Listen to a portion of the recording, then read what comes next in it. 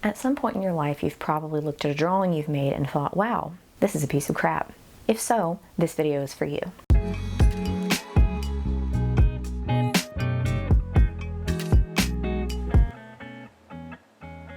Now, there are two main groups of people that I really want to talk to here. If you're in group 1, you probably began hating your art around the time that you were 5 years old, and then you completely gave up on it altogether. This is the age when kids sort of start to develop their visual taste, and when they realize that their drawing abilities are way below their expectations, they kind of stop. So years later, as adults, they're embarrassed to show people any drawings they make because it looks like a 5-year-old drew it. And they're right. Basically, their drawing abilities didn't go past the age when they gave up.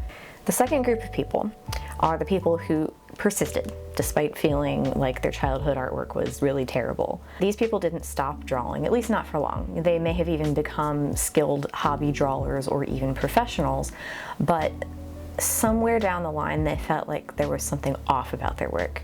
Maybe they can't draw hands confidently. Maybe they're really good at drawing human figures, but when you ask them to draw a background, they just cannot. Or maybe they have absolutely no idea what's wrong, but they know that something is wrong. I was kind of in this category a few years ago, and then I kind of realized something. Whether you're pretty new at drawing or you've been doing it for years but you feel like you stagnated, the one thing that can really help you in either case is studying the fundamentals. It doesn't sound like it's very exciting, but it actually really is. Over the past several years, I've been studying the ideas behind what makes the fundamentals fundamental. And even though I've been looking at them in theory, I haven't really been practicing them myself very well in my own artwork. But just because you know how to do something doesn't mean you have the skill to actually implement it. And that's kind of where I find myself right now. They say that those that can't do teach, but I want to teach and do. So this year I want to challenge myself to something that's a little bit crazy. Basically, every month during 2020, I'm going to study and practice one of the 7 fundamentals in depth. And along with that, I'm going to be producing educational videos so that you can learn along with me. I really think I've stumbled onto something kind of unique in the way that I think about the fundamentals these days. At least I haven't heard of anybody else saying some of the things of the way that I think about it now, some of the things that I've planned. So I'm excited to share it. So if you haven't heard of them or you need a refresher, the 7 sort of universally acknowledged fundamentals of drawing are line, shape, form, tone, texture, space, and color. And I may have said those out of order of the way that I'm actually going to be making the videos, but those are the ones that they are. Those are the fundamentals. Now, there are other things that could be called fundamentals, like perspective and composition, but I put forth that these can be folded into the 7 main fundamentals. And the more I thought about this, the more I realized that every fundamental, even something seemingly extremely simple and maybe boring to you, like line, I mean, like, they're lines, really. How exciting can those be? But every fundamental is kind of a key that you can use to unlock even more potential in your drawings than you thought possible. So now that I've given a general intro, let's talk about the first fundamental, which is line. A line is a point that moves. You can have straight lines, curvy lines, skinny lines, thick lines, but they exist in one dimension. When you stick a bunch of lines together, you can create the illusion of other dimensions, but all of that comes first from mastering a simple line. And mastering the line means mastering angles and fractions. But that's math, you're probably groaning as you hover your mouse over the unsubscribe button. Although if you're not subscribed already, please subscribe now, thank you. Yes, it's math, but it's art math, okay? Just trust me for a second. You know, people are always saying, I can't even draw a stick figure. But what if I told you you could draw a beautiful stick figure by mastering simple angles that you learned about in elementary school? Draw a vertical line for the body, then draw some very light guidelines so the body makes up the top half of your imaginary space. In the bottom half, add legs that are a 45-degree angle. If you need to rotate your paper or draw light guidelines to see the angle, that's okay. If you aren't sure about the angle, you can draw a 90-degree guideline and see where the legs fall on that. Then draw a 90-degree angle to create the arms and place the point of it about 2/3 of the way up the little stick body. Add a head and boom, a beautiful stick figure has been born.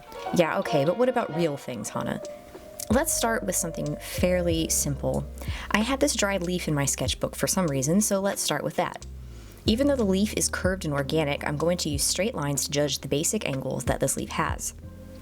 I want to say up front here that I'm not drawing in a way that I would suggest you drawing. The examples in this video are meant to show how the angles work and what you should be looking for when drawing.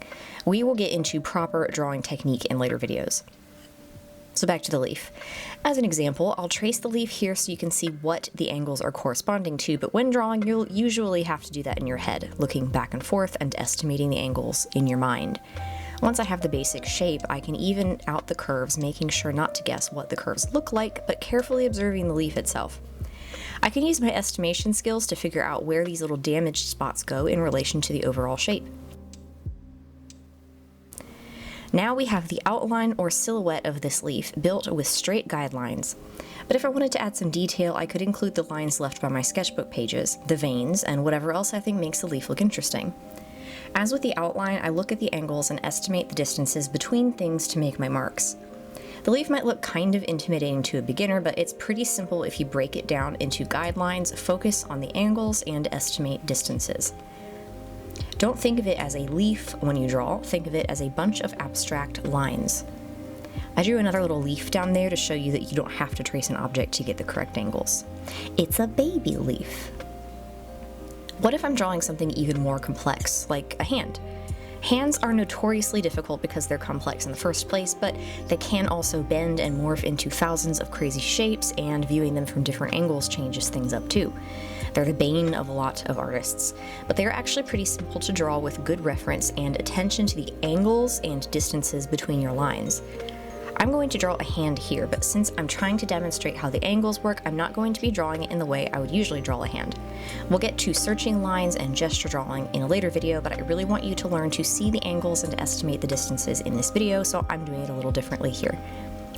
You can see as I draw here that I'm moving my pencil back and forth between certain areas to show you what I'm looking at and what angles I'm trying to draw.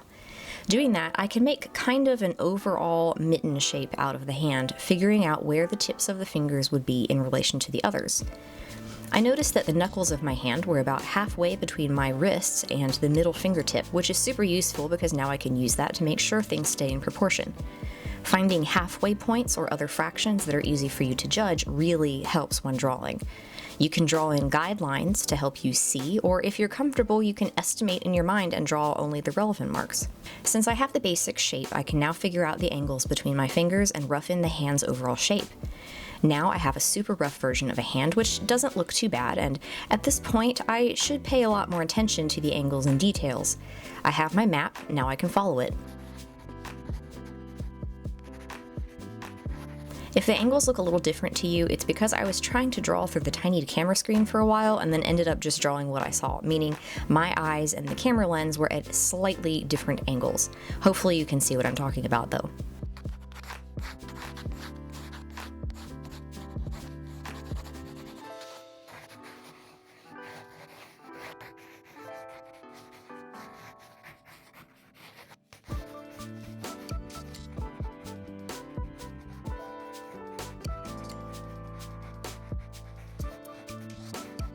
Drawing something like a hand might seem intimidating at first, but remember where we started, with a simple square, a few lines, and a couple of simple angles.